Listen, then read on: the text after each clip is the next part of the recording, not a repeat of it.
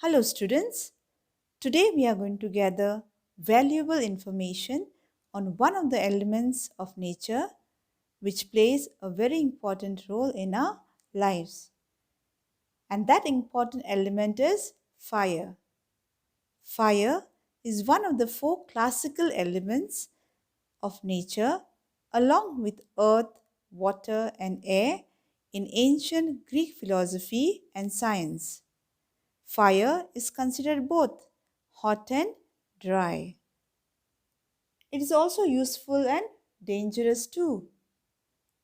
But what is fire? How did we discover it?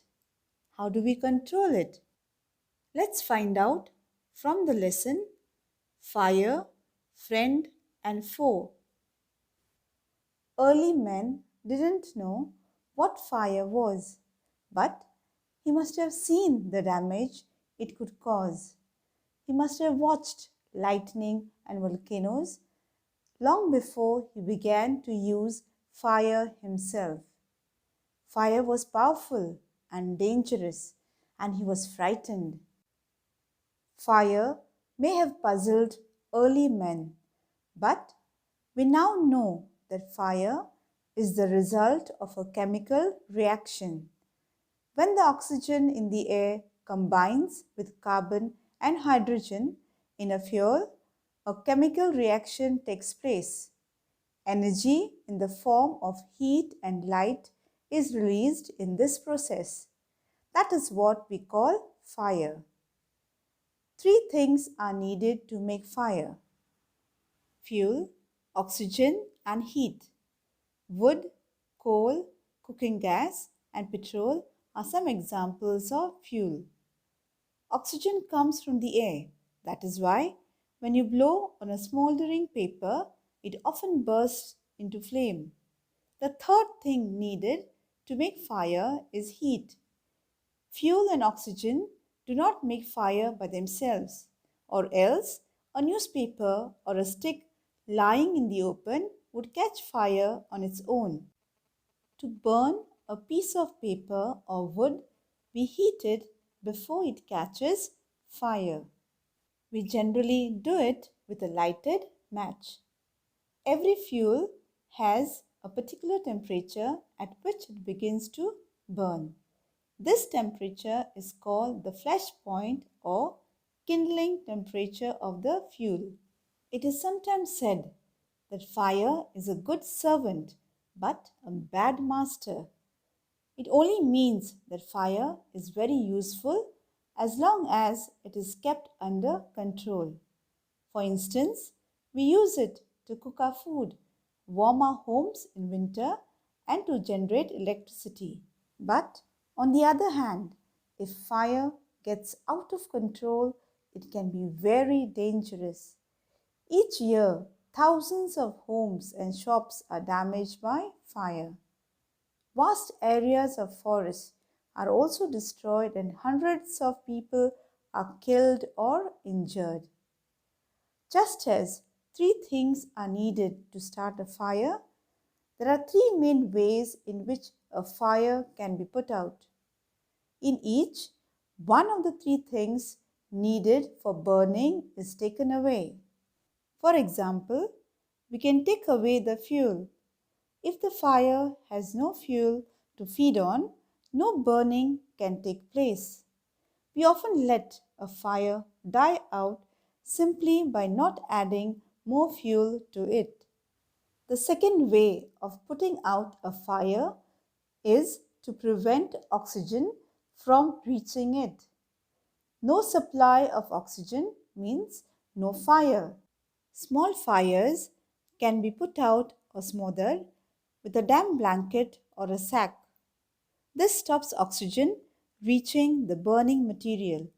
Sometimes carbon dioxide is used to extinguish fire. It does not allow oxygen to reach the burning material.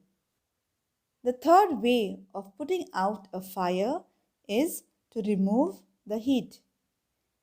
If the temperature can be brought down below the flash point, the fuel stops burning.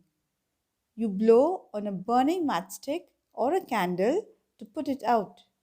In doing so, you remove the hot air around the flame, bringing down its temperature below the flash point, and the candle goes out. Sometimes water is sprayed on a fire. It absorbs heat from the burning fuel and lowers the temperature.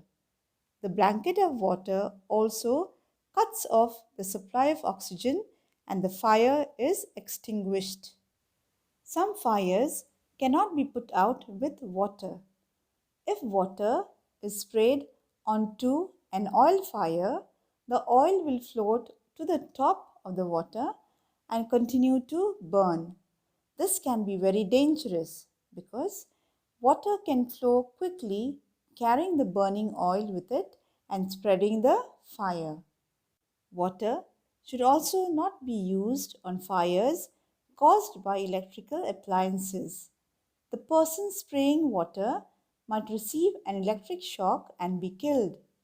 A carbon dioxide extinguisher is the best thing to fight an electrical fire. We spend millions of rupees each year in fighting fires, and we spend more trying to find new ways of preventing fires from happening and getting out of control. On the whole, we have learned rather well to control fire and put it to good use in our everyday life. Long ago, there were no firemen. When fire broke out, everybody became a firefighter. People formed human chains, they still do if required, and passed buckets of water from a well or a pond to the blaze. Now, there are laws about building construction which ensure that space is left between buildings to reduce the fire risk. Every new building, especially a public place, must ensure observance of fire prevention norms, and norms means rules.